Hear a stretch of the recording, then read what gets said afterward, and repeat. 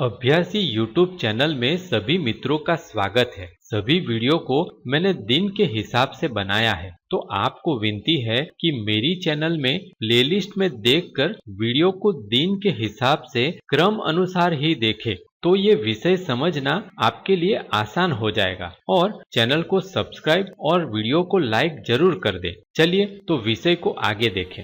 तो आजना विडियोनी अंदर आपणे जे स्ट्रिंग नवी डेटा टाइप है એ નવી ડેટા ટાઈપના અલગ અલગ ફંક્શનો થોડાક જોવા માંગીએ છીએ। તો આપણે પહેલાં કોડ બ્લોક્સ આઈડી ચાલુ કરીશું અને એની અંદર આપણે 10 નંબરનો જે પ્રોગ્રામ છે એ ચાલુ કરીશું। તો પહેલાં 10 નંબરના પ્રોગ્રામની અંદર જોઈએ તો બીજા સ્ટ્રિંગ માટેના ફંક્શન્સ આપણને જોવા મળે છે।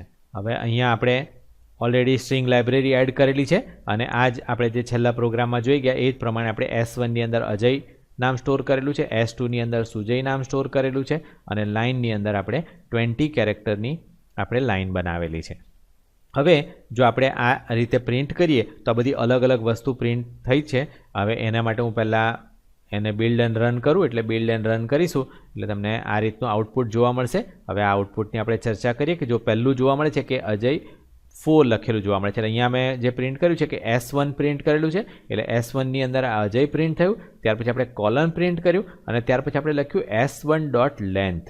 એટલે આપણે એ જાણવું હોય કે આ સ્ટ્રિંગ છે એ સ્ટ્રિંગની અંદર કેટલા કેરેક્ટર છે તો આપણે S1.length વાપરી શકીએ છીએ। તમને જૂના Cની અંદર યાદ હશે કે આપણે strlen નામનું ફંક્શન વાપરતા હતા, પણ હવે strlen અહીંયા આપણે નહીં વાપરી શકીએ કારણ કે આ કેરેક્ટર એરેઝ નથી, એટલા માટે આ સ્ટ્રિંગ નવી ડેટા ટાઈપ છે અને એ નવી ડેટા ટાઈપની અંદર આપણે string.length અથવા તો તમે string.size પણ વાપરી શકો। એટલે S1.length અથવા S2.size પણ તમે વાપરી શકો છો। તો જે પણ ઓબ્જેક્ટ હોય એ ડોટ સાઇઝ આપણે વાપરીશું તો આપણને અહીંયા સાઇઝ જોવા મળે। એટલે પહેલાંની સાઇઝ આપણને 4 કેરેક્ટર જોવા મળે છે કે AJAY 4 કેરેક્ટર છે અને અહીંયા SUJAY ટોટલ 5 કેરેક્ટર છે, એટલે 5 આપણને અહીંયા જોવા મળે છે। એ જ રીતે ત્યાર પછી આપણે અહીંયા લાઇન પ્રિન્ટ થયેલી જોવા મળે છે અને આપણે જો એમાંનો પહેલો કેરેક્ટર પ્રિન્ટ કરવો હોય તો આપણે અહીંયા S1.at આપણે યુઝ કરી શકીએ।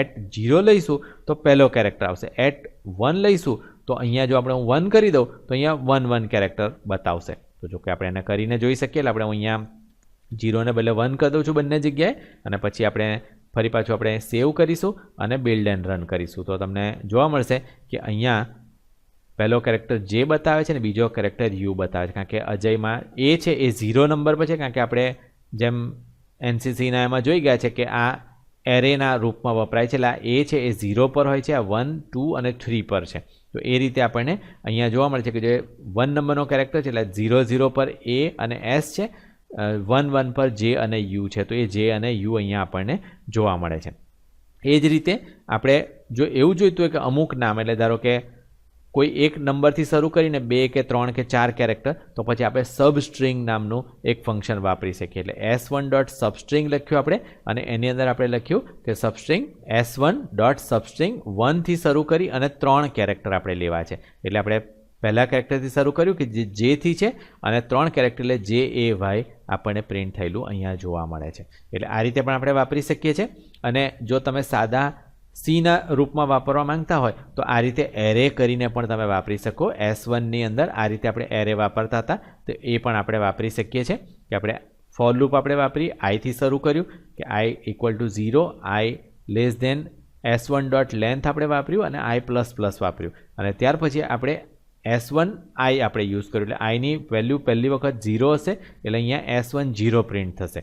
એટલે 0માં A પ્રિન્ટ થાય છે, ત્યાર પછી એન્ડ એટલે નીચે આવી જશે, પછી 1 થશે, પછી 2, એમ આખું નામ આપણને આ રીતે પ્રિન્ટ થતું જોવા મળશે। હવે હું આને પહેલાં સ્પેસ બાર આપીને બંધ કરું છું અને હું તમને બતાવું કે આની આ રીતનું જે આ જૂનું Cની અંદર આપણે આ રીતે પ્રિન્ટિંગ કરતા હતા કોઈ પણ કેરેક્ટર સ્ટ્રિંગને, પણ અત્યારે આ જે છે એ કેરેક્ટર સ્ટ્રિંગ નથી, સ્ટ્રિંગ ઓબ્જેક્ટ છે, એને પણ આપણે આ જ રીતે વાપરી શકીએ છીએ।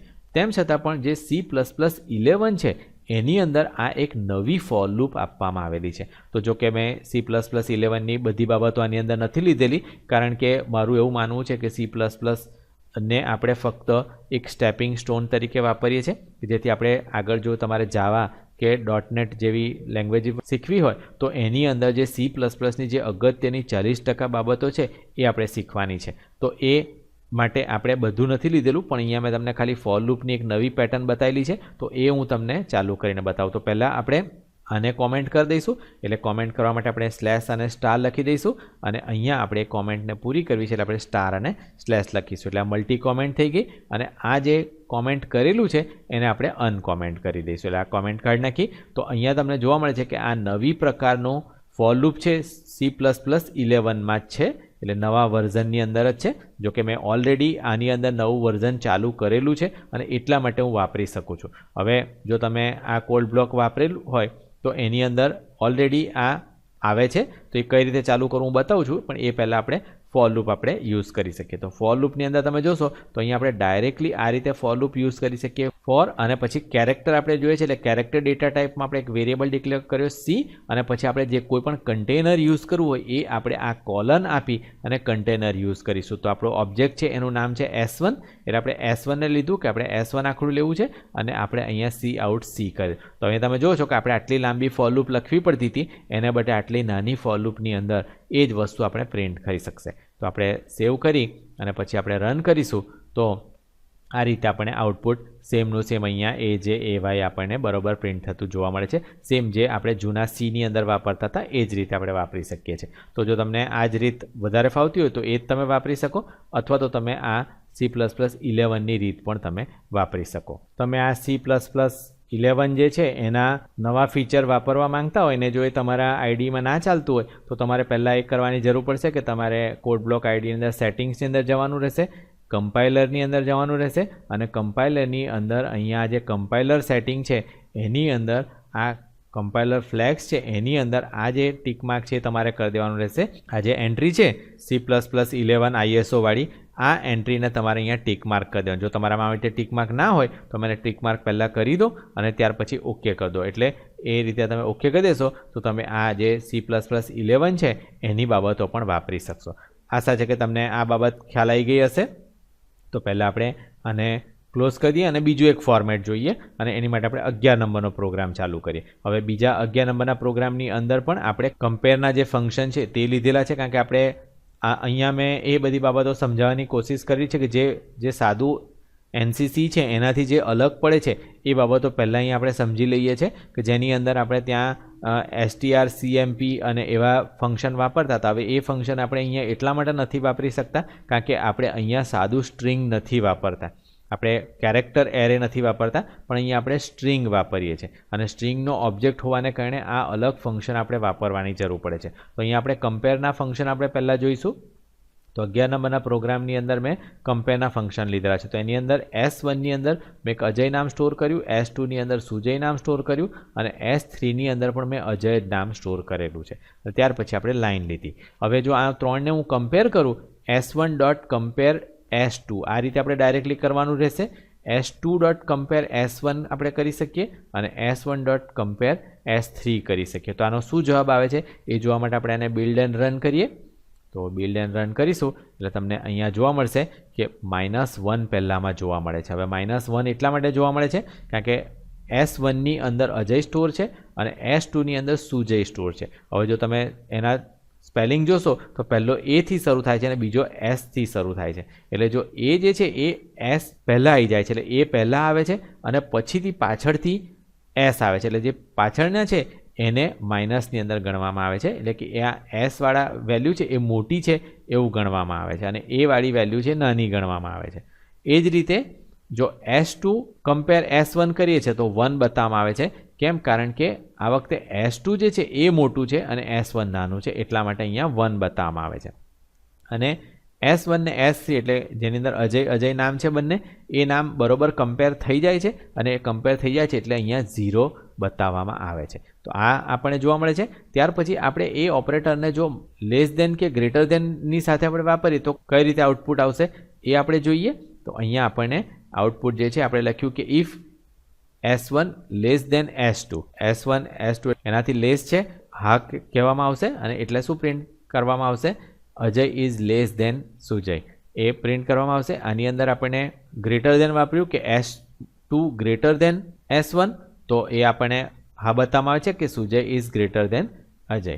અને ત્યાર પછી આપણે ઇક્વલ ટુ સિમ્બોલથી વાપર્યું કે S1 = S3, તો એનો યસ જવાબ આવશે. એટલે ઇફ કમાન્ડ યસ બતાવશે અને અહીંયા બતાવશે કે Ajay is equal to Ajay. એટલે આ 3 વસ્તુ આપણને અહીંયા બતાવવામાં આવેલી છે. તો આ ઇફ કમાન્ડ વગેરે વિશે તમે એનસીસીની અંદર ઓલરેડી શીખી ગયા છો, એટલે આપણે અહીંયા એની ચર્ચા નથી કરતા. પણ અહીંયા આપણને જોવા મળે છે કે આપણે આ રીતે જે ઓપરેટર છે, less than operator, greater than operator કે ઇક્વાલિટીનો ઓપરેટર, એ બધા ઓપરેટર આપણે અહીંયા C++ની અંદર પણ એ જ રીતે વાપરી શકીએ છીએ જે રીતે આપણે Cની અંદર વાપરતા હતા. અને એની અંદર આપણે ડાયરેક્ટલી સ્ટ્રિંગને કમ્પેર કરી શકીએ છીએ. એટલે સ્ટ્રિંગ કમ્પેર કરવા માટે બે વસ્તુ તમે વાપરી શકો છો.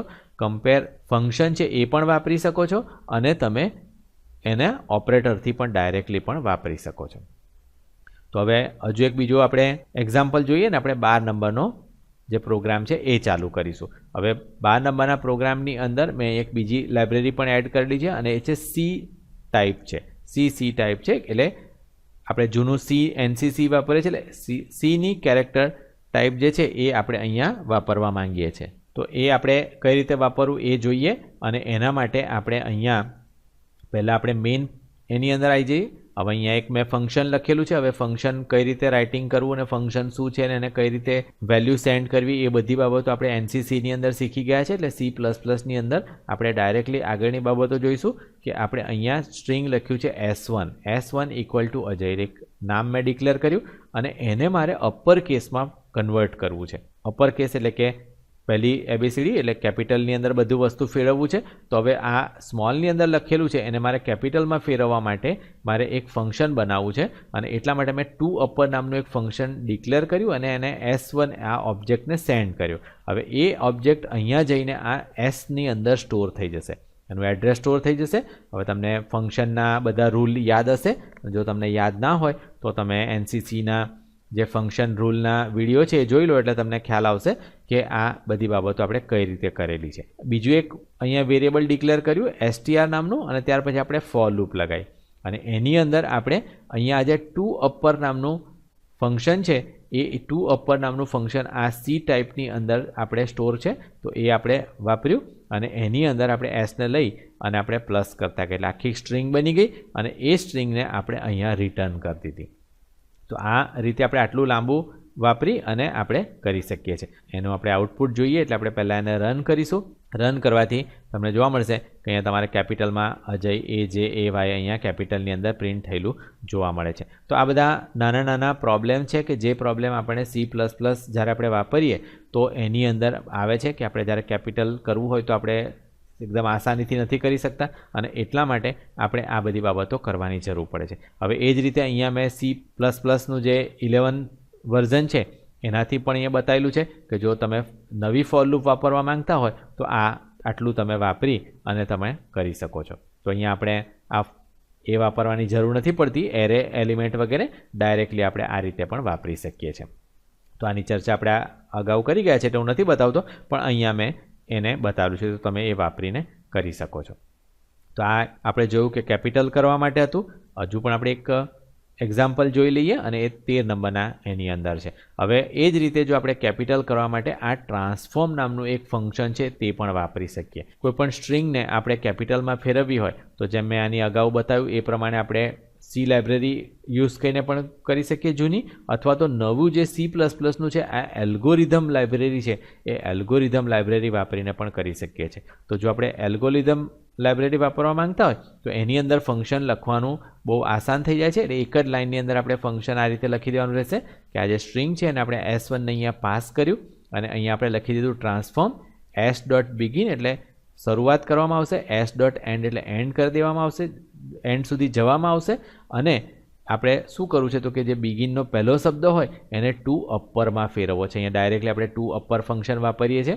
હવે આ બધા ફંક્શન આ એલ્ગોરિધમની અંદર છે અને એટલા માટે આ એક જ લાઈન લખવાથી આપણે એને અપર કેસમાં ફેરવી દઈ શકીએ છીએ. તો જો આને હું રન કરું તો તમને જોવા મળશે કે આ રીતનું મને અહીંયા AJAY કેપિટલની અંદર થઈ ગયેલું જોવા મળે છે. તો આ બધા નાના નાના પ્રોબ્લેમ છે કે જે આપણે ડિસ્કસ કરી રહ્યા છે. જો તમે 12 નંબરનું પાછું બતાવું તો તમને 12 નંબરની અંદર આ જૂની સી સ્ટાઇલ છે એટલે તમારે સી સ્ટાઇલ લાઇબ્રેરી પણ એડ કરવી પડશે અને આ રીતે આપણે સાદું ફોર લૂપ વાપરીને કરી શકીએ. જ્યારે અહીંયા આપણે એલ્ગોરિધમ લાઇબ્રેરી એડ કરવાની જરૂર પડશે અને આ ટ્રાન્સફોર્મ જે ફંક્શન છે એ ફંક્શન વાપરી અને આ રીતે આપણે કોઈપણ સ્ટ્રિંગને કેપિટલની અંદર ફેરવી શકીએ. તો આશા છે કે જે સ્ટ્રિંગ ડેટા ટાઈપ છે નવી, એ સ્ટ્રિંગ ડેટા ટાઈપને તમે સારી રીતે વાપરી શકો અને સ્ટ્રિંગ ડેટા ટાઈપની અંદર જે નાના મોટા પ્રોબ્લેમ આવે છે તે મેં બધા અહીંયા આ બધા પ્રોગ્રામથી ચર્ચા કર્યા છે. તો તમે જ્યારે પણ આ પ્રોગ્રામ बनाओ ત્યારે એની અંદર તમે આ બધી બાબતોને વાપરી શકો છો.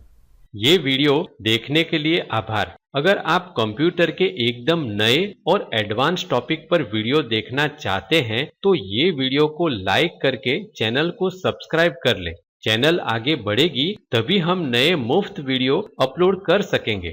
आशा है कि आप लाइक, शेयर और सब्सक्राइब जरूर करेंगे। अगर आप ये वीडियो में इस्तेमाल होने वाली पीडीएफ फाइल व्हाट्सएप पर खरीदना चाहते हैं तो ये लिंक को देखें। वीडियो डिस्क्रिप्शन में भी ये लिंक दी है। धन्यवाद।